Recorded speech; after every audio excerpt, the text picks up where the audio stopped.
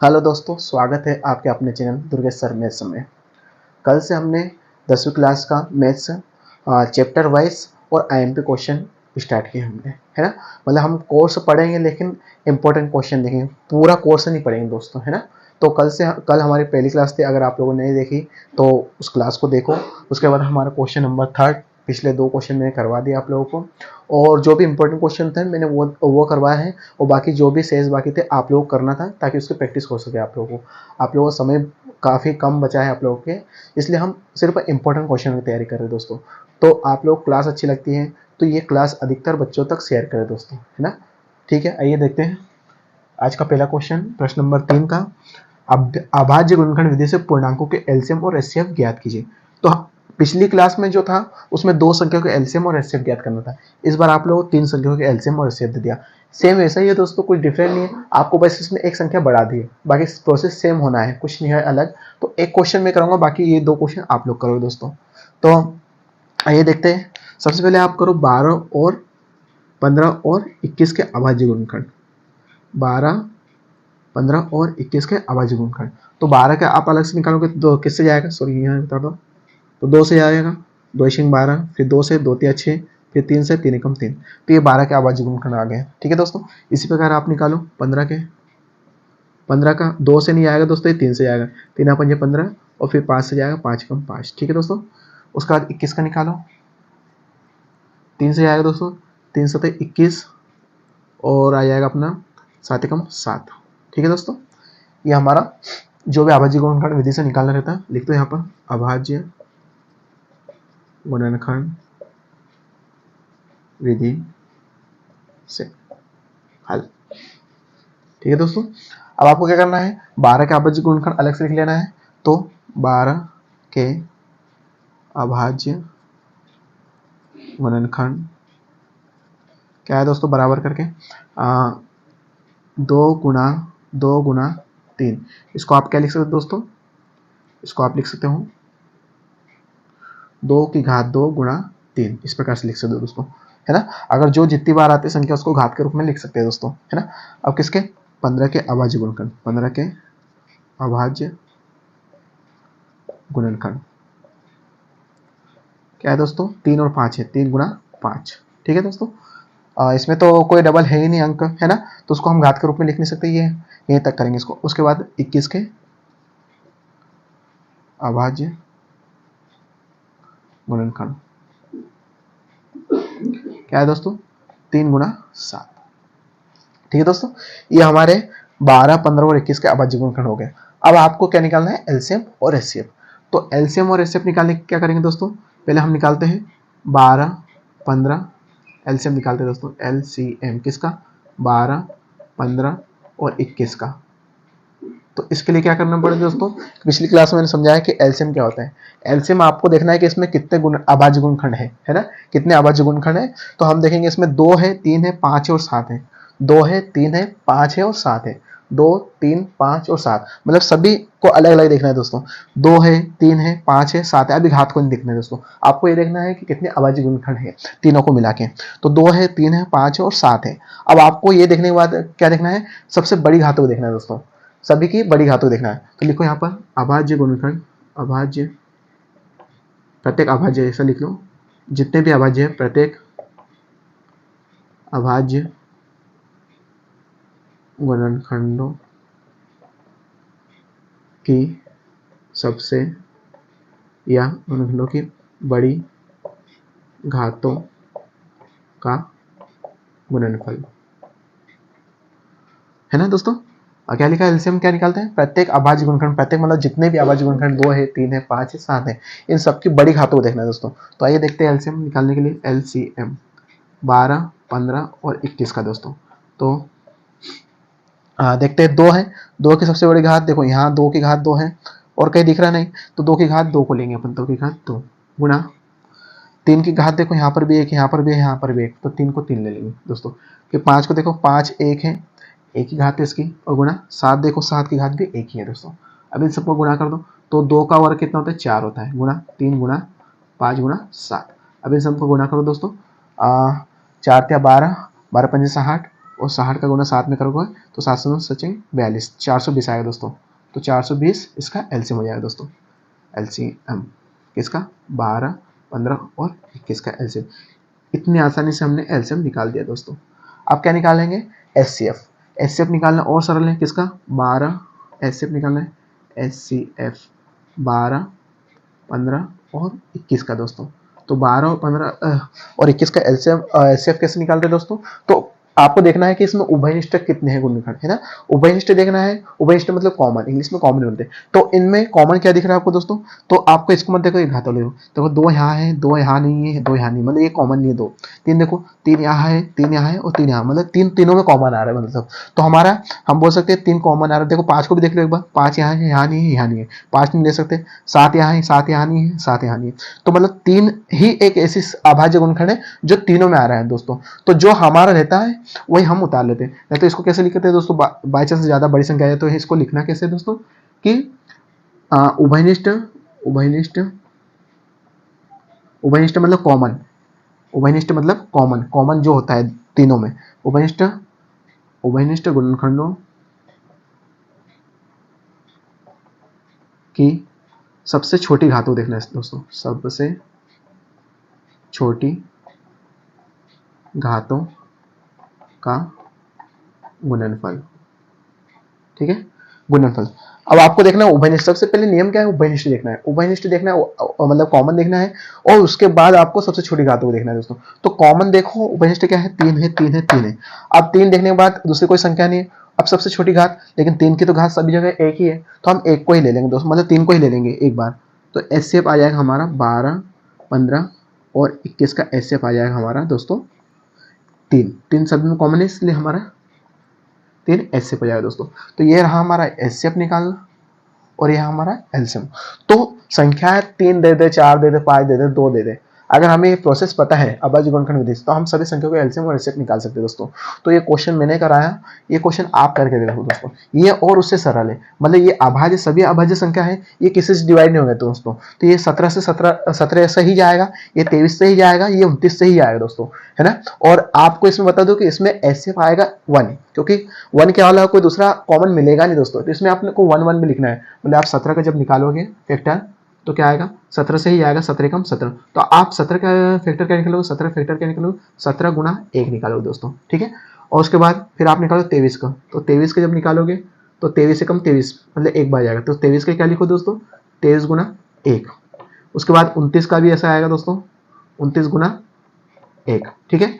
ये अभाज्य फैक्टर हम निकाल लेंगे दोस्तों। अब क्या होगा कि आपको एलसीएम निकालना हो तो प्रत्येक अभाज्य गुणों की सबसे बड़ी घात, अब यहाँ घात तो बड़ी है नहीं, लेकिन प्रत्येक क्या क्या है, प्रत्येक मतलब सभी को देखना है। 17 है, 23 से 29 है, एक उतना ध्यान नहीं रखना है। और अभी एक ले भी लिया तो एक का गुणा किसी संख्या में करोगे तो वही संख्या आएगी।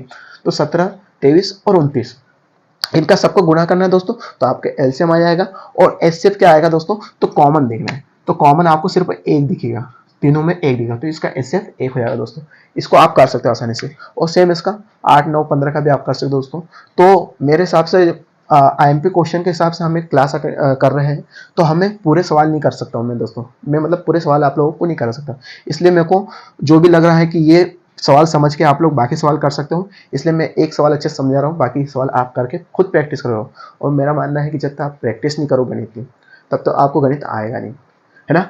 एक बार समझ में नहीं आएगा, 2 बार समझ में नहीं आएगा, 3 बार समझ में आएगा, लेकिन चौथी बार जब आप प्रैक्टिस करके करोगे तो आपको पूरे अच्छे से समझ में आएगा दोस्तों। तो प्रैक्टिस करते रहो, सवाल अपने आप बनेंगे दोस्तों।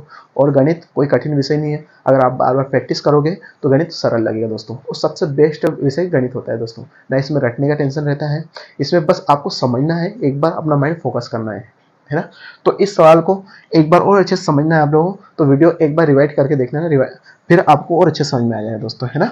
तो ये रहा आपका क्वेश्चन नंबर 3 का जो भी इंपॉर्टेंट क्वेश्चन था वो मैंने करवा दिया दोस्तों। बाकी इंपॉर्टेंट क्वेश्चन तो कुछ होता है नहीं दोस्तों, कुछ भी दे सकता है एग्जाम वाला, लेकिन हमें क्या करना है कि जिस मतलब कि एक सवाल इससे से अच्छे से समझ लेना है, ताकि जितने भी उसके जैसे सवाल है वो अपने आप अगर संख्या बदल के क्वेश्चन दे भी दे एग्जाम में, तो हमें क्या करना है कि उसको करते आना चाहिए दोस्तों। मतलब आपको सवाल रटना नहीं है ना, और एक ही सवाल सीखना नहीं है, आपको सवाल एक को ऐसे तरीके से सीखना है कि आपको उसके जैसा कोई सा भी सवाल आ जाए दोस्तों तो उसको आप तुरंत कर दो, मतलब संख्या चेंज करके देगा, बाकी कुछ भी प्रोसेस वही रहेगी।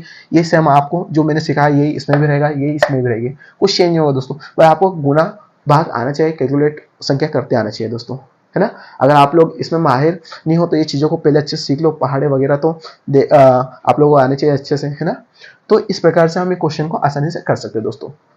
अब नेक्स्ट क्वेश्चन आपका क्वेश्चन नंबर 4, पहले इसको अच्छे से देख लो, समझ लो कैसे किया दोस्तों।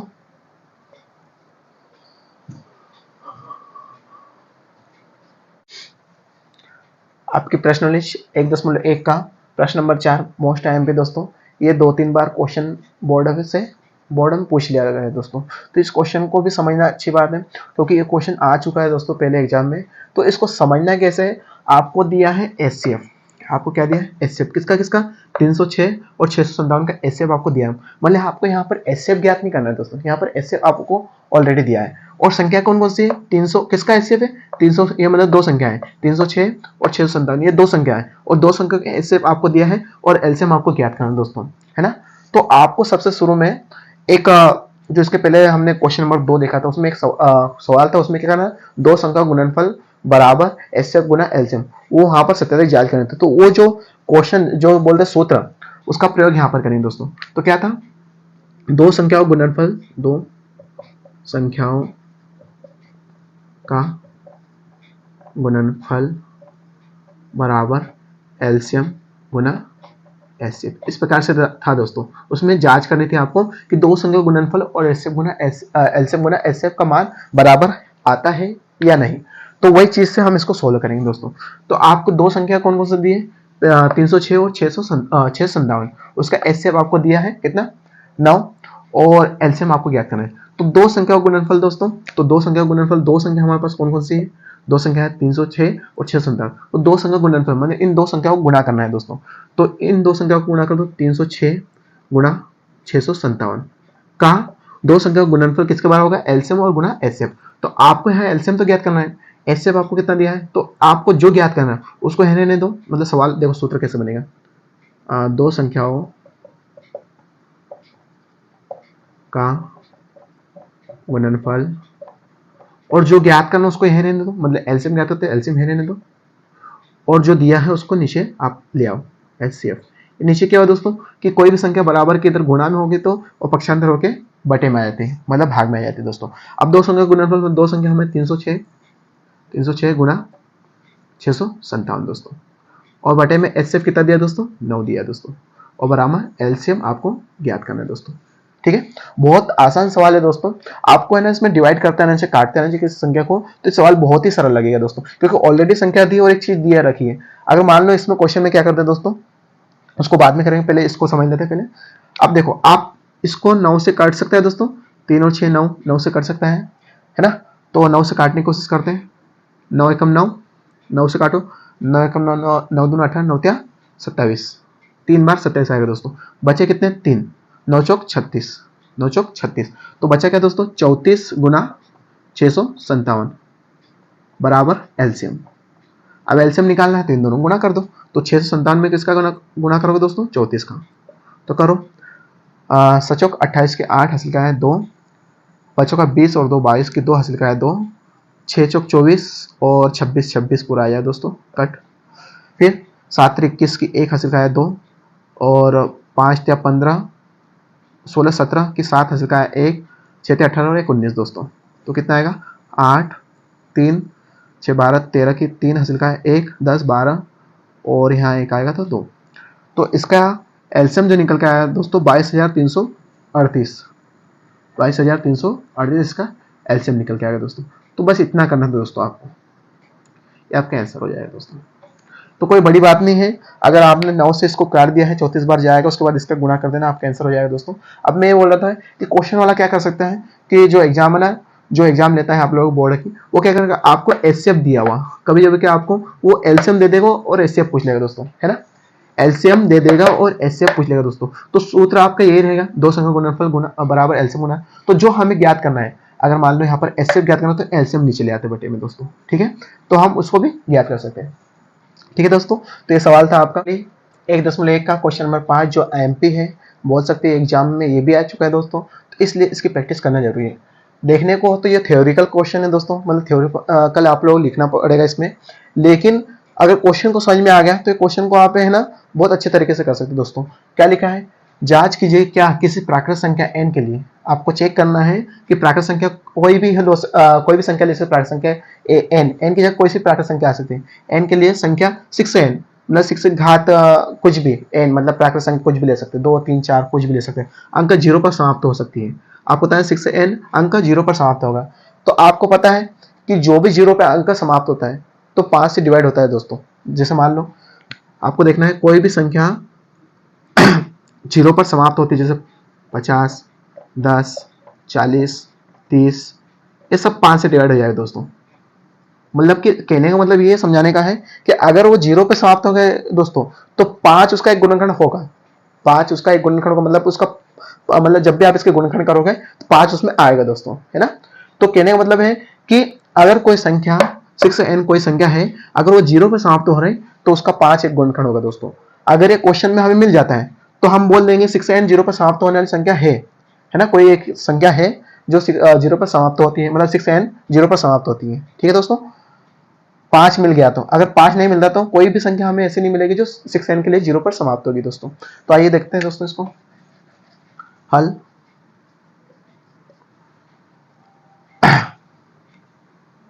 यदि कोई संख्या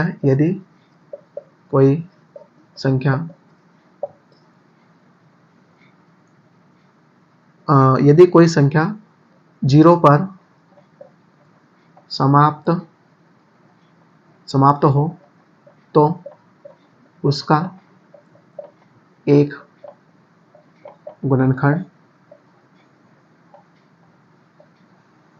5 होगा, अर्थात वह संख्या 5 से विभाजित होगी।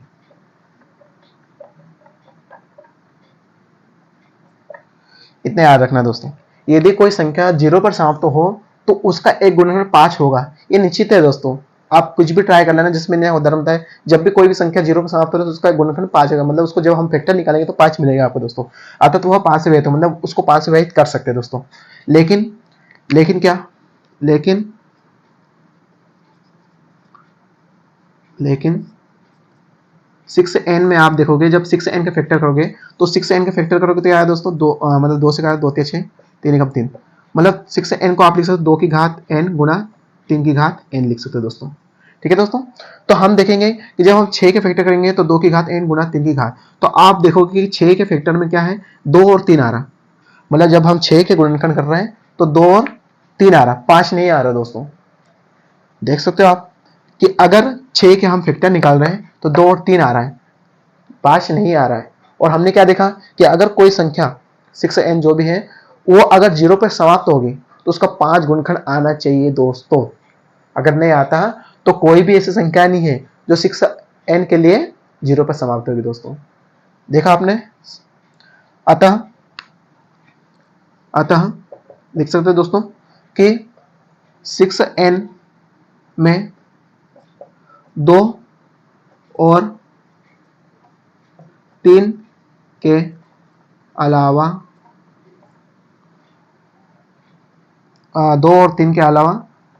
5 गुणनखंड नहीं है 5 गुणनखंड नहीं है, मतलब 5 होना था तभी हम बोल सकते थे। 6n में 2 और 3 के अलावा 5 गुणनखंड नहीं है, अर्थात अर्थात अर्थात गणित गणित के आधारभूत प्रमेय गणित की आधारभूत प्रमेय की अद्वितीयता से हम कह सकते हैं कि कोई संख्या कह सकते हैं कि 6n अंक कोई भी अंक में कोई भी संख्या नहीं है जो 0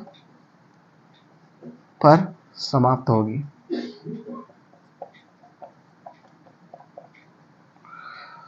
ये रहा दोस्तों थ्योरेटिकल क्वेश्चन, मतलब आप लोगों को इसको थ्योरेटिकल ज्यादा लिखना पड़ता है दोस्तों, पर आपको क्वेश्चन माइंड में रखना है इतना कि अगर जांच करना था, हमने जांच कर ली कोई प्राकृतिक संख्या n, तो ये सवाल को आप लोगों को समझना है दोस्तों, क्योंकि इसके जैसा अगर आप लोगों को एग्जाम में फिर से सवाल आया है तो उसको आप कर सके दोस्तों। रट के जाओगे तो एक ही सवाल कर पाओगे, लेकिन इसका जैसा आप लोगों का उदाहरण है आपका 4n वाला दोस्तों। 4n वाला सेम ऐसे क्वेश्चन है कि जांच कीजिए क्या किसी प्राकृतिक संख्या n के लिए संख्या, यहाँ 4n आ गया दोस्तों, 6n की जगह 4n, यहाँ 4n आ जाएगा दोस्तों। 4n अंक 0 पर समाप्त होगा दोस्तों, इतना चेंज करा हुआ है दोस्तों। बाकी आपको सेम ऐसे ही करना दोस्तों। देखो लाइन तो ये आएगी, यदि कोई संख्या 0 पर समाप्त हो तो उसका एक गुणनखंड 5 होगा, अर्थात वह संख्या 5 से विभाजित होगी दोस्तों। ये लाइन तो उसमें भी आएगी दोस्तों।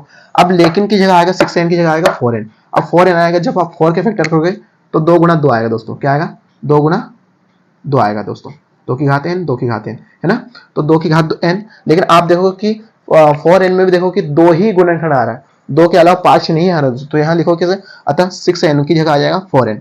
4n में 2 के अलावा, यहाँ 3 आ रहे थे तो 3 लिखा, वहां 2 ही आएगा दोस्तों। 2 गुना 2 मतलब 2 के अलावा 5 गुणनखंड नहीं है, अर्थात अंक गणित की आधारभूत प्रमेय की आदित्य से हम कह सकते हैं कि कोई संख्या n के लिए 6n में कोई भी संख्या नहीं हो सकती जो शून्य पर समाप्त होगी दोस्तों। सेम ऐसा कैसा रहेगा दोस्तों, बस आपको यहाँ करना है, जहां जहां 6n दिख रहा है वहां पर आपको चेंज करना है दोस्तों, ठीक है। बाकी सेम क्वेश्चन एक ही रहेगा दोस्तों। अगर आप इसको समझ जाते तो क्वेश्चन को कर सकते हो आप आसानी से। अगर बाय चांस अगर एग्जाम में नहीं आएगी और ये आ गया तो आप इसको सोल्व कर सकते हो इसको समझ के दोस्तों, ठीक है।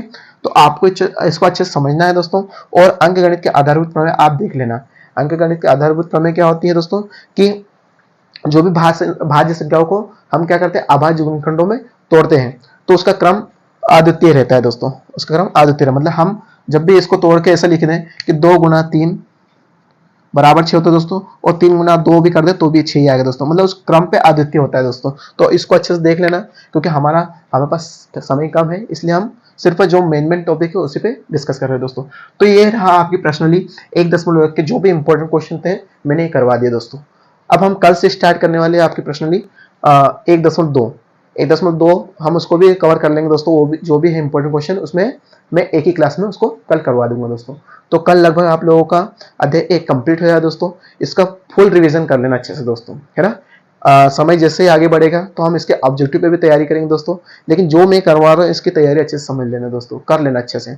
और आप कर लेते हो तो आई होप आप गणित में अच्छे नंबर लाओगे दोस्तों। और यकीन मानो आप थोड़ी सी अच्छी तैयारी कर लो तो गणित सबसे सरल विषय बनेगा आप लोगों के लिए दोस्तों, ठीक है दोस्तों। जय हिंद।